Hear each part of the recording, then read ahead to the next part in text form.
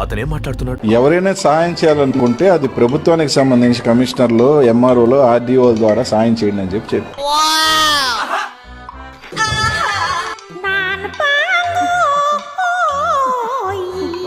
మీరు చేసే కొద్దిగా పాటి సాయము ఇచ్చి ప్లస్ లో ఫోటోలు పెట్టుకొని,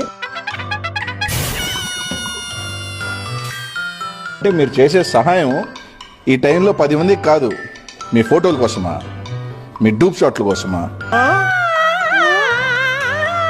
మేమేం చెప్పాము? నువ్వు పంచాలంటే కానీ ఉన్న సెక్రటేరియట్కి అండి, నువ్వు ఏ ప్రాంతానికి పంచాలో పంచుతారు కదా. మీకు మీరు పంచి ఒక ఫోటో కొట్టుకొని మేము పంచి మా నాయకుల ద్వారా పంచాం.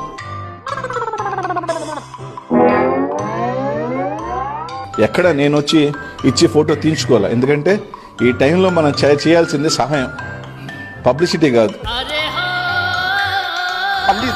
నాకు పబ్లిసిటీ కాదు.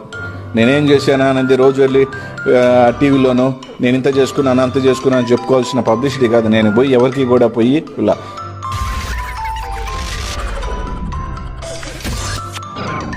మా పార్టీతో సహా ఈరోజు మేము దాదాపు కొన్ని ప్రాంతాల కూరగాయలు కానీ నూనె ప్యాకెట్ పంపించినా కూడా మా వాళ్ళకి కూడా చెప్పమన్నాం.